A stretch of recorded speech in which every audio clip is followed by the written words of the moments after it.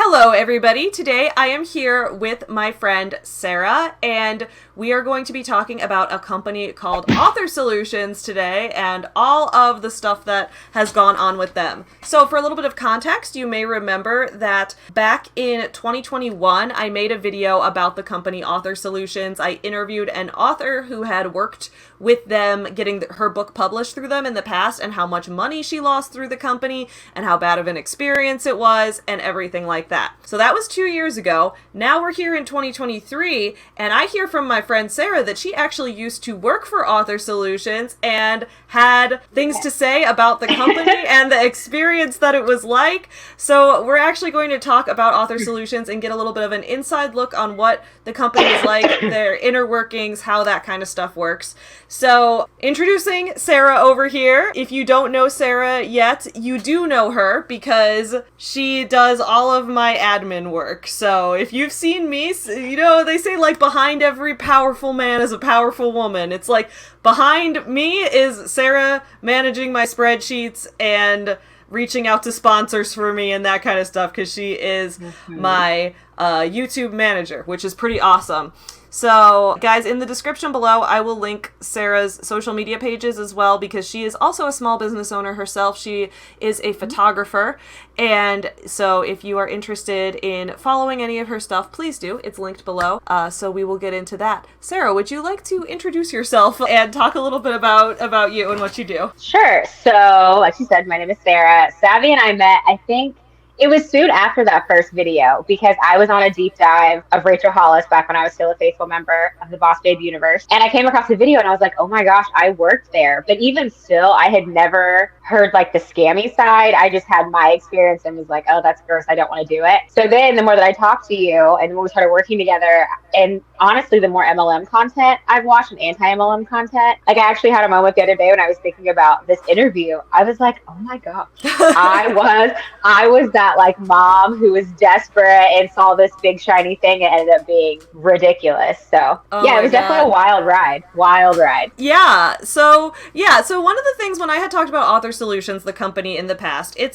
for lack of a better term, I guess it's a vanity press company is what they would call it. Yeah. It's a book publishing company where on this channel I've talked a lot about the differences in types of book publishing. There's a few different business models. If you're going to go down the traditional path, you're going to pitch it to a publisher. They will front all the upfront costs of cover design and editing and formatting and book printing, all the things that go into producing a book, but then they will take a percentage of the sales, and you as the author will get a percentage of the sales. Then there's the self-publishing thing where you as the author may decide to front all the costs for everything, but you keep 100% of the sales and you don't have to share your royalties with anyone. There are these companies out there called vanity presses that want to take the best of both worlds for themselves and have the worst of both worlds for the author, where they say, okay, well, how about you pay us for the services, but then also we're going to take a percentage of your sales and a percentage of your profit, which I guess if you're a newer author, if you're someone who hasn't done a lot of research into this, that deal might not sound that bad because you might just assume that's the way things are done. And that's why when I've interviewed people in the past who have done this, lost a lot of money paying for all of these services, and then on top of that, they're taking a cut of their sales. They end up not making back anywhere near the amount that they spent in the first place.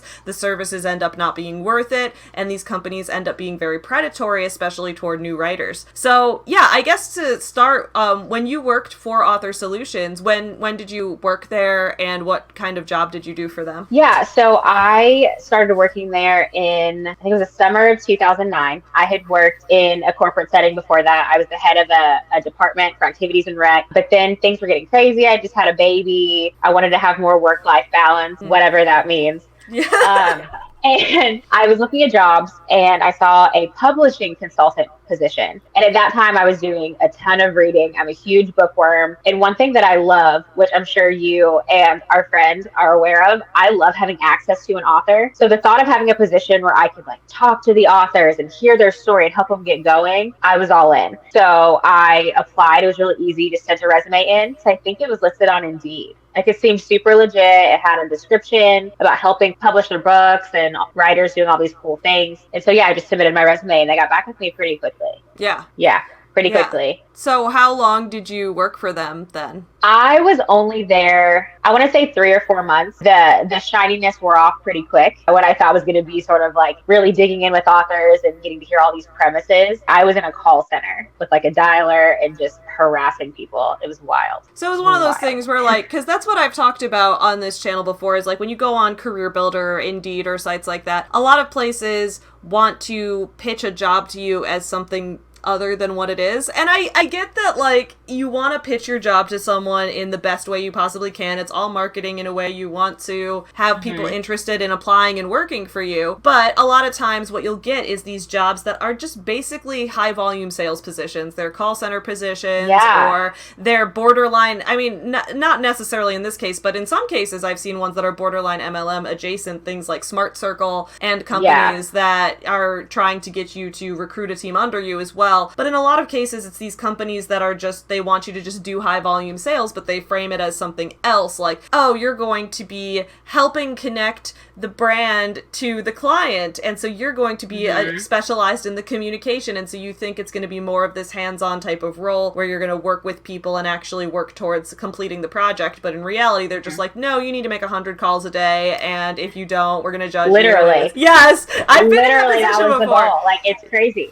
And what was even more interesting is that even the interview process was very much like courting you along. So once they got my resume, they reached out and were like, oh, we think you'd be great. Because I went all out. Cover letter about how much I love reading and how I was writing on the side and just this whole thing. And so they schedule an interview, but it's a group interview. So they have you come in and they have this whole presentation, and the premise is, well, you're not just interviewing for us. You know, we want you to interview us. We want you to see how much you like it and see if it's a fit for you. So we sat at this table. There was a whole video presentation. I think it was the president of that location was there, and they run through this whole thing. There's videos about authors and their stories and all their success. Like, it's just this really nice bow. But look how great this is. There's book covers all along the walls of the hallways of like successful books that they published. So it's very much like played up to be this big thing. And when I said yes, they're a vanity press, it sparked something. They wouldn't say they're a vanity press. They actually, in orientation, talked about how they're different from vanity presses and how it was very, very, very, looking back, very cultivated and very calculated in how they presented things when you're coming in. Yeah. Well, I find that interesting because that's one of the things I like to talk about on this channel sometimes is that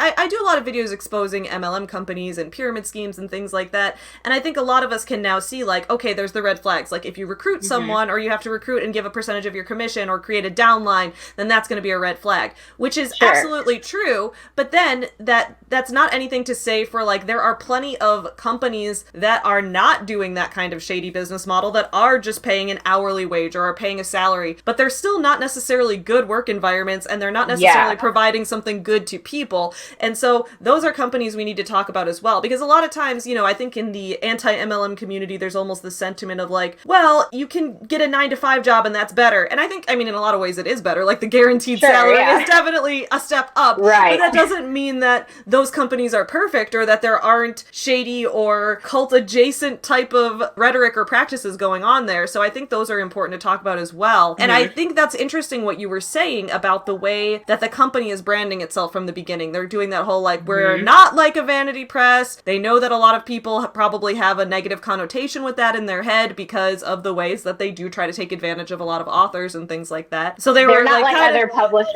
They're not like other publishers. They're not like other publishers. What were some of the ways that they tried to claim they were not a vanity press? So they talked about how they played a lot of it emotionally. Like, well, these people are just cranking out your book. They don't care about your story. But one way they tied it in is because not just were the publishing services pretty much a la carte, like down to like your editing and things being separate, your book cover, like it's very pieced together, but also like the marketing of it is too. So getting reviews, like, oh, well, we'll source reviews for you. We'll have people read it. We'll help you get into these bookstores. It's all of these like beneficial things. Like, we'll see, a vanity press isn't going to do that. They're just going to publish it and ask you how many you want. When if you really look at it, that's all they are doing. They're just charging you crazy amounts of money to do things that either one person would do, or it could just naturally happen with your own work. So it tried to give the full scope of like, we're your publisher, we're your editor, editor, we're your publicist, we're going to help you with your distribution, but also you're going to spend a bajillion dollars. So I'll fact check this, but Author Solutions that's the parent company that owns Archway, right? So it's interesting. When I was there, they had different, almost like publishing segments underneath Author Solution. There was iUniverse, I believe Archway was one, and just different but they'd be under major publishers. And that's also how they would get you. They'd be like, oh, well, this is somehow down the rabbit hole attached to this publisher. It was really weird how they would do that, but it was never clear if it was like, okay, is this a standalone company that we are funneling authors to, or is this part of the company? Like those kind of things would get a little weird when you got talking to people. It looks like, Archway, I believe, it's Author Solutions and Simon & Schuster together co-own Archway. Yes. Well, because this is a story I haven't really told on my channel before, but I've always had some negative feelings toward Archway because, I've been working as a freelance copy editor since 2016, and one of my regular clients told me, okay, that she was working on this book with another person together. And were both very elderly people. These were people who were, the woman that I would normally edit for was 75, and the man that was writing the book was 80. So were both older people. And she told me, okay, he's decided to get his book published through this Archway company because they're owned by Simon & Schuster, so maybe they're going to have some reputable things going on. And they would market it that way. They would market it that way. Exactly. Absolutely. And this company, they were like, okay, we're going to do the publicity, we're going to do the editing, we're going to do all of this for you. Okay, meanwhile, they're paying me to edit it, and I don't work for them, so clearly they didn't do all the editing that they needed to. On top of that, they ended up having to pay a separate cover designer, so they didn't get that. And then the publicity package they chose was like $15,000. And then they gave him, so the whole part, both of these people that I work with, they're both Black. And the guy who wrote the book, a big part of it was talking about like his childhood growing up in like a segregated area and struggling with people who were racist against him when he was trying to get into college back in the 60s and things like that. And when they made like a little video for him, it's clear they didn't even read the book because they made like a promotional video and all the stock footage was like of young white kids in current day. And I'm like, this guy's childhood is telling you about his life growing up as a Black kid in the 60s. So why are you putting that's a separate team. That's a separate team that did that. And that's what was crazy is that, so the biggest thing that stood out at first is that when we went through training, we were basically just talking to the author, getting a basic understanding, and trying to, they would phrase it as you want to try to help them find the best package for them. What do they need? What are they asking for? So you would go through all of that. But then once they decided they were doing a package, and we also had to try to push this thing called the Author Learning Center. We had to try to get 20 of those a month. It was this full resource to help writers and all of those things. But once I transferred you to the next step, I never talked to you again. And then from there, you'll go to like the editing and they'll try to sell you on like what editing you need. Like it's definitely just different sales points. So there's no interaction with the story. I'm literally just selling you a package for what you want to do. And it might include your cover. It might not. It might include, the whole shebang of everything. It was usually, I think, I remember correctly, anywhere from $5,000 to $10,000 for some of these packages. That would include your marketing and things like that. So it was very much, they probably didn't, I know they didn't read the book, but what they probably did is gave a synopsis and they went to the marketing team and they would have spliced it together. So yeah, they've probably never even seen this man's book because the departments are that separated in the processing of one book with companies like that, in my experience anyway. It was so frustrating because I was looking at this like, okay, somebody just like Googled some random stock photos that had nothing to do with this book and made a video that's not going to advertise at all what the book's actually about. And no.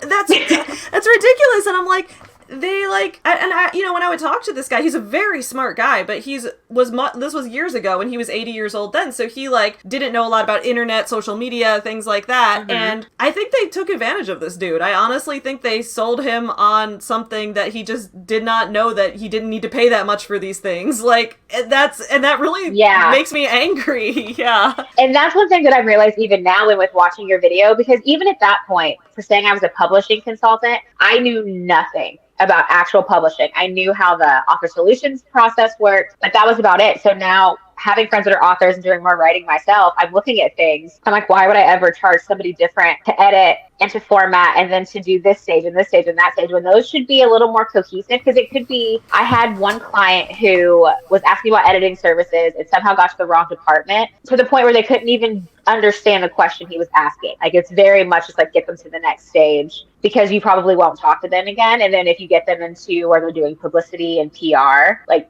those were the salesmen that were champion. Those were the big dollar clients who were closing all the big deals and all these big publishing books, but these books you never hear about again. So it's kind of just like, what are you actually accomplishing with all of this? Yeah, that's what I've noticed that before too. Like, are you saying like they referred to your job title as publishing consultant, so they kind of got you in the door thinking that you were going to get some hands-on training working with authors, working with the book publishing process. I mean, I've worked in a call center type environment before a couple times, and that's the exact experience. Like, obviously I'm not going to name the company because I don't think I'm allowed to, but like I worked for a company once that like they called the roles an account executive. And the idea was that you were supposed to manage the accounts of the clients. And I was like, okay. But it's like once you sold them, you never saw the account again. It went to a different role that was called like an account manager or something. And so I'm like, it makes you sound more reputable. It makes you sound more reputable to the person. So instead of you being a random call center person, because the way the process usually started, and anybody who ever comes across these websites, there was always a question like, well, if you want more information about publishing your book, send us your email. We'll send you information. That would automatically get you into a queue in the dialer. And they're going to call you like 3 times a day until they talk to you or until you're marked like don't call. So, and it's funny you mentioned the 100 calls because that was the goal, is to have 100 calls a day. You had to document your calls. You had to go back and revisit people that you hadn't quite hooked yet. Like, I remember I had this conversation with a person in another country for weeks. It's like, well, don't let them off the hook. Like, it's very much like they heard you in and then we're supposed to, because we're the publishing consultants. And because people like me genuinely were like, no, I want to hear about your story. Tell me about it. That's so interesting. But then I'm also supposed to slide the sale in to the point where my sales leader would segue around with a headpiece in. They could tap into your calls. And like, if you were going to lose someone or they would try to feed you things to say to keep them. Like, it was very, very much like, just keep them coming. That's the exact experience that I had, which was, this is why I was never good in a call center environment. Like, because I was awful.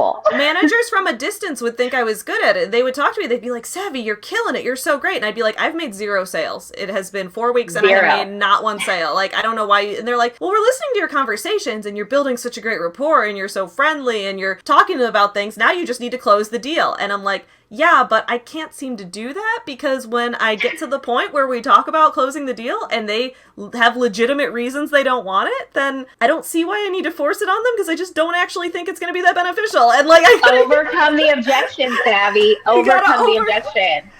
They don't know they don't want it. That's why I love running my own business, because when I do sales, when I sell things to people, if they don't want them, I just try to move on to someone who does. Because it was so weird how be like, here's your work day, you need to call 100 people today, but you also need to talk to all of them for like a minimum of 10 minutes because you need to build the rapport and you need to slide in your sales asks and overcome all the objections. I think in general, like the high volume call center environments I just think they're terrible. Like I've worked for them and I regret working for them. I didn't like it.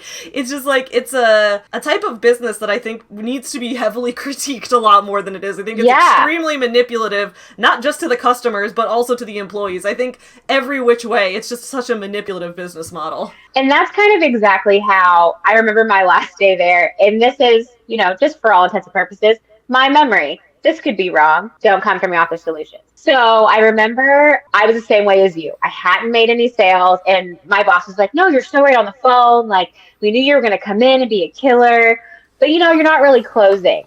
And so one day I was talking to a client and he was paraplegic, and I only say that because it matters later, but they were on a fixed income. And so as soon as I find that out, heaven forbid, I'm like, well, let me get off your phone, because if you're on a fixed income and you're hesitant, maybe we shouldn't take this money to pour into this book. But of course you can't be like that. So I'm on the call, and of course my boss is listening and he jumps in. Long story short, I ended up making the sale. And for a second I was like, oh, okay, yeah, I made my first sale. Great, I'm gonna make a little more money. The next day we had our sales meeting, and where we all came together every morning and would talk about leaders and all that motivational stuff. And my boss said, Sarah got her first sale yesterday. And then I kid you not, it was to a paraplegic on a fixed income. If she can close that as a new person, then anyone can close anyone. Jesus. And I was like, it's time to go. No, it's time. Because it just made me feel so gross. Because essentially, like, yeah, I'd overcome that objection, but it's like, why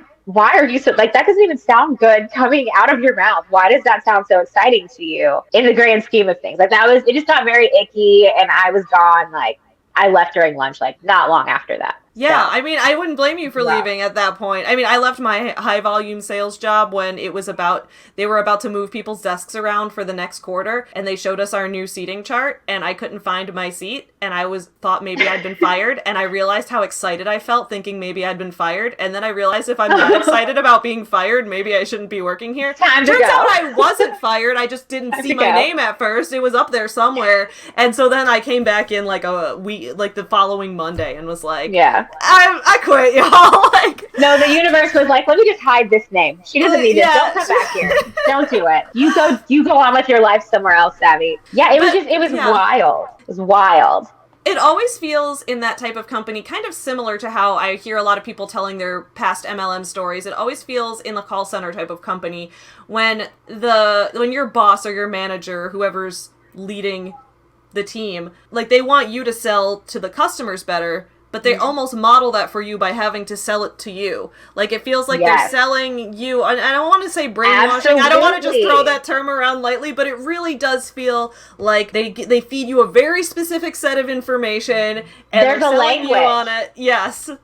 Very much a language to sales, and I felt that. It was very much like, with these objections, but this just comes from this, so you just say this. And I'm like, we don't, like, I know that sales is a very reputable position. I have friends that are in sales and that are amazing at it. This just felt so much more because, and this could be just me, because I feel like writing is so personal. People are telling me about poems they're writing about trauma or stories or historical accounts of things. And it's almost like tapping into that and hyping them up and getting them so excited about it. Because at the time I was excited for them. That sounds great. But now also you follow up with, I'm having a really hard time right now. And now I have to basically force you to publish your book. And I've hit your emotional points because it's so personal to you and so close to you. And it felt very manipulative. Yeah. That I was taking something so personal to them and essentially just turning it into a sale regardless of how much I cared. Because again, I'm never going to talk to them again, ever. So what were some of the tactics? Like, if let's say you're talking to a potential author and they're not sure they want to publish with this company because, I don't know, it's too expensive, or they're not sure they want to spend the money on it, or they might want to try a different publisher. Like, what were some of the ways that you were supposed to convince them to make the sale? So let's say you have one of your children's books and you call in and you're like, this is really expensive. So that's when I start trying to ask you, like, so what are your goals? How do you picture this book? Are you artistic? Are you an artistic person? And you would start trying to see, okay, they don't think they need to publish with us. What is it that they don't know how to do that we can offer them? So let's say that you weren't artistic, or you weren't very familiar with editing. So a lot of these authors aren't people that have been writing for a long time. They're on the internet looking for publishing because, they don't know how to do this. So we would talk about, we have illustrators that will do your entire book and your entire cover. If you go on this site, you can see examples of the artwork. So essentially, I'm building up what you're insecure about and what you feel like you can't do, or what is super expensive, and showing you how much you need it, and then we come back to price. If price is your objection, then I talk about everything but the price. Okay. So it's pulling on those heartstrings, being like, yeah, I know this is really expensive, but you've been talking about this book forever. Like, you have been really wanting to write this because I've talked to you for 10 minutes. You're really invested, and this could be a really great thing to help you really get your work out there, and you're fully supported the whole time. They're holding your hand, just going on like that. So it was definitely more so speaking to those artistic insecurities, and then basically always having a solution for that. And then we'll get to price once you're already in love with it. Then you've already seen your book in your mind, and not doing it just seems like the craziest thing in the world. Yeah. Which is gross.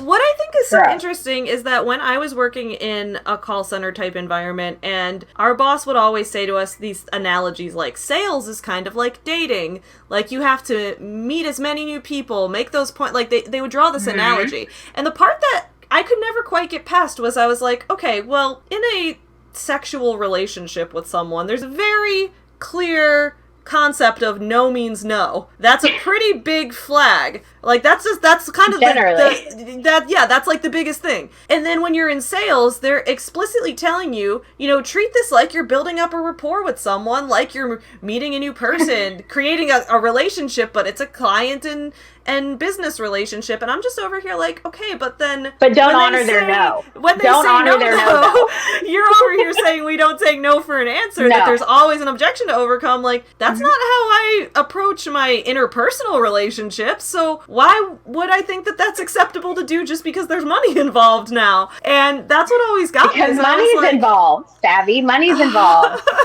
Jeez. So you were making like 100 calls a day. How did you guys find clients? How did you vet people? How did you get names of people to how did you find the potential authors? Yeah. So like I mentioned, there was an email link on the website that would just be like, hey, do you want more information? And so people would put their email in there. I think it was a normal form. So name, email, phone number, basic information. They would send you a setup or some kind of introductory information. So what that would do is I would put you in a queue of people, and they would auto call from the list, and everybody had their own sections or their own essential list. And so once you went in the dialer, it would just auto dial. It would call someone, they don't answer, you leave a voicemail, next call. And you're just auto dialing all day from these people that have been collected in this database of people looking for more information. So it's not cold calling, but they didn't submit the information expecting a call. They thought they were going to get information, and their first interaction with you, even if they don't know it, is to be sold something. It's not like we call them to get introductory information about their book and that kind of thing. It's a sales call every single time. And the information you're getting is, of course, to better understand the author, but it's essentially to get them to buy a publishing package ranging anywhere from, it could be really small, but the small packages would include we'll print your book, but we won't edit it for you. There was actually editing was not automatic with these packages. Yeah. So we can make a pretty cover for it. We can get somebody to illustrate it for you, but it might be formatted to hell. It might look crazy. And so I was basically using those things to help build those packages. So if I know you really need editing, but you're really a stickler for money, the first thing I do is show you how the package you think you want doesn't include editing and how much it would cost to add it, as opposed to just going to this next package. Here's your editing. Oh, and maybe, it can be color printed, or maybe it's, so it just has those different kind of, it always builds kind of thing. It's the upsell. You gotta upsell. It's always the upsell. Always the upsell. Making the sale itself is never enough. You gotta, exactly. Always. And so that was Sorry, no, go ahead.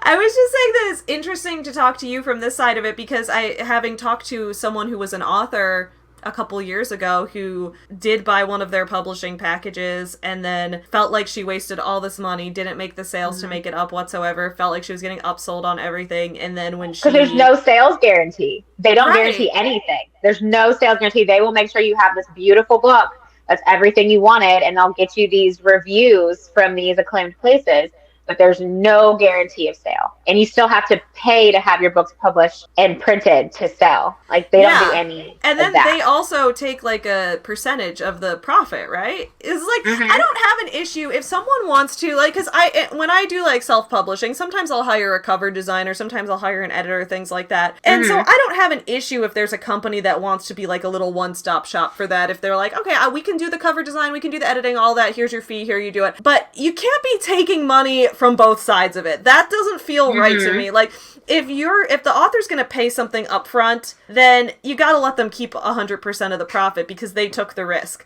Meanwhile, if they're paying you for something and then you're also taking a percentage of it, that's what she was telling me about. And she was telling me that she they harassed her for 7 years because she was trying to get her book not with them. She wanted to just finally publish it herself and I'm just gonna actually self-publish this and move on. And they kept calling her for 7 years to be like, you will stay, yeah, you will stay in the queue until it's finally just like, do not contact. Like, it was wild. I had people that I would like inherit, or somebody that, because all the calls were just thrown in. So I may get someone that someone has been working on forever, and I put them back out there to somebody else to try to kind of like, I don't know, reignite the excitement. And it would be years, or there'd be accounts that we had to go back and revisit and try calling them because no one's got a hold of them. Like, it's just constantly trying to follow those leads into those sales. And it was just wild. And even, and this is where it got a little, not MLM like, but the Author Learning Center, it was essentially just a website, like kind of a author's social media, articles, things like that, different outlining tools. But they wanted all of their authors to be a part of that, because it kind of like, they would do different seminars from Author Solutions point of view. So it's all very much like, look how great this is, look how you're growing, when essentially it's just connecting you with authors you could be with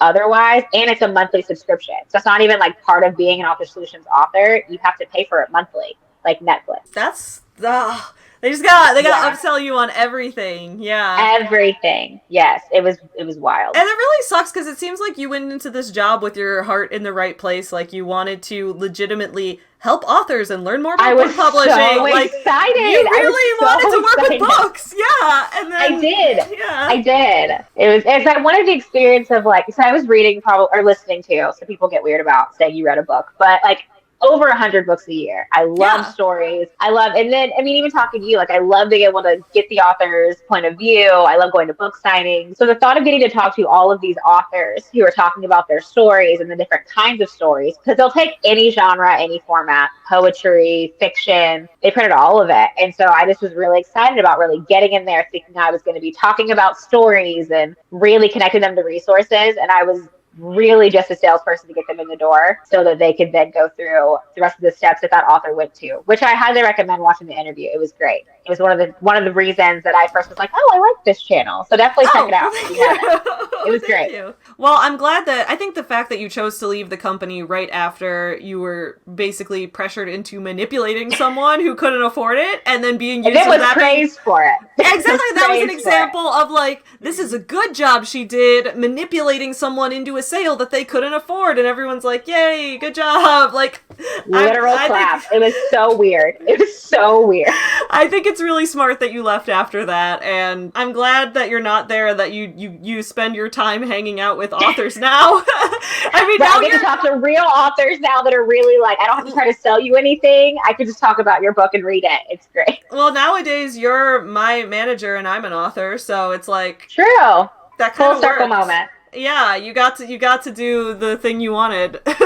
Right. But no, it's definitely, and it's because it's so appealing. Like, people say this all the time, but I would like to think I'm a very smart person. And the way they set it up, even with the group interviews, because then you would go and have your own interview. It didn't have that like shady feel. It very much just like, essentially they were selling me the dream too. They're like, look at how great this is. Look at how much of a difference you're doing. So just always be careful. And I know we've all filled out those random online information things to get more information, but just be careful throwing your information out there, because you have no idea what they're going to do with it. Because none of them were informed that they were being added to a call list. And technically that's okay because they gave the information. So just be mindful on the interwebs. Well, I really appreciate you talking about your experience at this company. Is there anything else that you think is important for people to know about Author Solutions? I just think the biggest thing, and if any kind of vanity press does this, they were really big about the imprint connections, like with the Simon & Schuster, and look at how much exposure you could have, or here's the publicity you could get. And it's honestly one of those things where if you want to go big publisher, it's not always the easiest. And if that's something you want, it sucks, but go the traditional route or self-publish. That weird in between where, because even with like illustrations, somebody else was taking your idea, but they were creating it. And I know if you change it too many times, this is all alleged, they get a little snippy about you wanting to change things because that's their art. And I personally, as somebody who, I don't know, now I'm kind of getting into creating, I wouldn't just hand something over to somebody else, especially if it seems too good to be true and they're basically selling you like, you're going to be a New York Times bestseller, and here's all the ways we're going to get you there. They can't guarantee that. So slide them over to the left. Oh, that was when I spoke to the author who worked with them. That was one of the things she was telling me, was that she got a call from Author Solutions basically saying like, you could have your book reviewed in the New York Times or something like that. Or like it was a big newspaper. And she looked into it, and then she learned that the examples, those were like paid ads. They were like offering you, if you bought a publicity package, they would take out paid ads in those papers. So you weren't actually, you were just basically paying them to advertise for you, and it all came out of your own pocket. So it really wasn't what they were saying it was whatsoever. No. Yeah. Not at all. It was little things like that. Like they were talking about how, you'll have these like really reputable people review your book and you can put it on your cover like you see, but they don't guarantee the review will be positive. So even if you paid for this review from these people that, they sell it to you, like you have it on your book and it's going to make people be like, oh, it's got these great reviews. Well, if you get a bad review, you're just shit out of luck. You just paid for someone to tell you that your book sucks. And there's no kind of there's no guarantee for that either. They say a review, not a good review, or an ad, not a big ad. There's so much shit in the New York Times. So much stuff in there. That's why I think the best way to have reviews is where no money exchanges hands whatsoever, where the publisher or the author gives out free advance copies to readers on whether that's on an ebook or whatever, and then readers read them and write a review, and it's no money exchanges hands. There's no incentive for either side to lie or anything like that. Instead, I think that's the most honest way to do it. That's the way I've always liked to do it, is I'll give out free copies of books to reviewers, or I will take free copies of books and give a review to them. But I think that's always been the better way to go about it, just in terms of the consumer angle. Because at the end of the day, I think this all comes down to the way that we talk about with MLMs, we talk a lot about people trying to sell the dream, sell the lifestyle, sell this whole idea of being an entrepreneur over selling the product. So it's like, okay, this is a makeup MLM, this is a leggings MLM, this is whatever. Okay, it's not really about the quality of the product at the end of the day. It's about selling someone on the dream of being an entrepreneur. And this is how I feel like it's often taken advantage of in terms of writers, artists, creative people who create things, who want to put the things that they've made out into the world. It's a lot of companies trying to sell people on that dream as opposed to actually caring about the end customer who reads the book. Because the publisher's not there to connect you with the end reader. It's not there to care about how many sales you make. Their sale is you, the author, and then they're done. So that's kind of the thing I feel like I always need to look out for is this company, do they know who the end consumer is going to be, and does that matter? And if it doesn't, that doesn't necessarily always mean it's bad. There's sometimes people are producing parts for things or whatever, that's fine. But when it comes to this type of thing, that's always something that I'm skeptical of, is like, is there an end customer in mind? And if not, then I'm not quite sure. I'm going to be a little more skeptical of this. Yeah. Yeah. And I think it's sad too, because as someone who is, as a photographer, I just kind of decided I was going to do it. And then it's like, wait, what do you mean the world doesn't think that I'm amazing and want to buy all my photography? So when you have somebody come along that's like, oh my gosh, that sounds like a great premise for a book. Here's all the cool things we can do with it.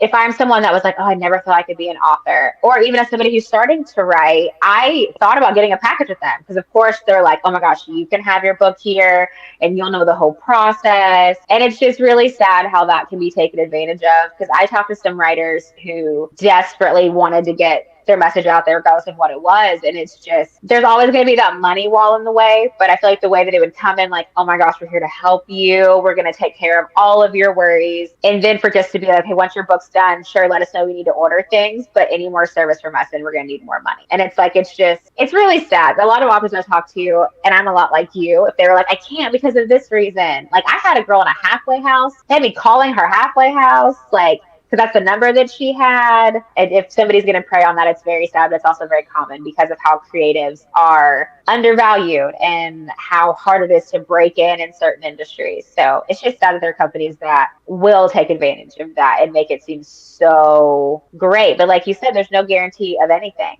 You can create this gorgeous book that you put your heart and soul into. You've done all these publicity things. You have your reviews they put on your book, and you may sell 0 copies. And there's no follow-up to that after that. Whereas if you're self-publishing, you can kind of, grassroots get out there and try to push the book. If you have a publisher, you have that backing. They're essentially, you're paying them to do very specific things with 0 guarantee of success at all. So it's just, it made it hard to say it wasn't a vanity press. Because it's like, if you're going to buy my reviews to stick on a book, that is literally vanity. You want to purchase somebody saying my book is good, who may or may not have read it because you're telling me somebody did. There's a lot of, if it seems too good to be true, at least look into it a couple more times because I it was would very, agree. very well packaged for sure. Yeah. Well, I'm glad that you are a successful boss babe yourself now, for real. So, Thanks. y'all, don't forget, I will link Sarah's Instagram in the description below. Check it out. And if you like her photography, then you will be very excited because she did the photo for one of the cover for one of my upcoming books. I I have a book that will be did. coming out. I don't have an exact release date yet, but it will be later this year. And Sarah did the photography for the cover for it, and she did a fantastic job. So I'm very excited Thank to you. get to reveal that to you guys in the Yes. future. So yeah, great job on all the stuff that you're doing now, and I appreciate you being willing to talk about the experience of working at this company as a way to kind of warn people that it may not be what it says it is. Yeah, because even when I first stopped, I didn't even think about it being like a wider problem until again, like there's content like this. So thank you for doing this kind of content because I know I personally have learned a ton in just being able to see how manipulative and how predatory some companies are, especially with creatives and people that are looking to kind of get out there. So thank you for the work that you do on the internet. Absolutely. Thank you for the work that you do as well. Y'all, don't forget, check out Sarah's links in the description below. I will see you guys again in a couple of days for more videos, but in the meantime, keep on supporting small businesses and support small authors, artists, photographers, all that kind of stuff as well. Creative people are out here making the world beautiful. So have a great day. Bye. Bye, everybody. We're on a mission from God. Boom. Roasted. Nice. Nice.